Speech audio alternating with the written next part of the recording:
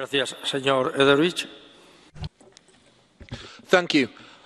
What a wonderfully nightmarish vision this whole debate is putting forward. You soak up billions of pounds or euros worth of taxpayers' money into the centre. You then take that money and politically motivated redirect it into projects and countries you think it should be redistributed to. You then find out, because there's such a huge amount, and it always would be the case with such a huge state, with such huge money, that sometimes it goes in directions you don't like, sometimes it breaks the rules. And on this occasion, apparently, allegedly, it would appear the Czech Prime Minister has been using it in a somewhat dubious way.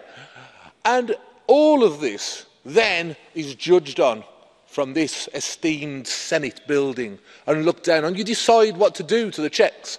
And you have a superpowered commissioner, a powerful accountant, a really superman of accountants here, who's going to rip open a nation-state's books to check through them. As having been in small business myself, this is a little bit like having the auditors turn up. It's very frightening, I can assure you. But you're doing that on a grand scale. And it boggles the mind as to what might happen, for example, if we had a Remain UK. What would happen? Would we one day have Theresa May's successor dragged in front of super accountants? You've not spent the money the way we think you should, although most of the money actually goes the other way. But it's still nightmarish to think a nation state could be in this situation, and to think that a supranational governance like you could throw money like this, millions upon millions, into something that you then afterwards realise might well be going to friends and family and being completely misused. And then the whole point, conflict of interest. Well, I understand it in business terms, but I can give you some more conflicts of interest that EU money is often used in, and it doesn't get investigated. What about the conflict of interest of the EU funding of the BBC, who then publicise propaganda on behalf of the EU during a Brexit campaign and discussion and continue to do it? Surely that's a conflict of interest. What about the conflict of interest of British political figures who've made money, employed legally, working within the Commission and other things, like people within like the Kinnocks, Lord Mandelson, who then engage in British debate about whether or not we stay in the EU? He's an MEP, he earns the money like you do. This is about what you think is a conflict of interest and what isn't. If you can pay someone and you allow them to go forward and spread your propaganda, you think that's okay. But if you're paying someone randomly millions like this, and then they're doing it in a way that most likely does seem unethical, you then want to clamp down with super accountant. It's hypocrisy.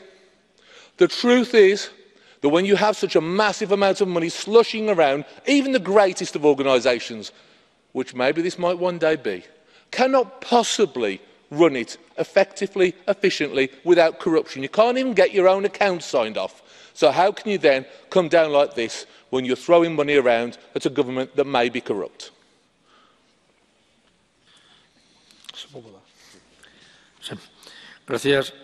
Thank you very much.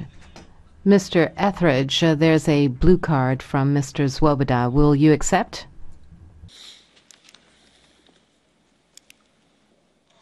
Vážený pane kolego. Thank you very much for the floor. Do you think that it is a conflict of interest if you are being paid by an institution and an organization and then spend 100% of your time working against that institution and organization? Thank you. Well, if you believe in democracy and you pretend that this is actually if you believe in democracy and you pretend that this is a democratic building, which I assume you're complaining about people like me campaigning for independence for our country, we were actually elected in European elections just the same as you and everyone else here, and we put forward a legitimate point of view that we wanted to leave. And guess what? We got a referendum which we won. And then people like you and others here back in the UK are trying to undermine that, hence the problem that we have the no confidence vote tonight in the Prime Minister. If you don't like democracy and you don't like paying someone to do the same job as you, don't have elections and be honest. Do what you really are, be an authoritarian state.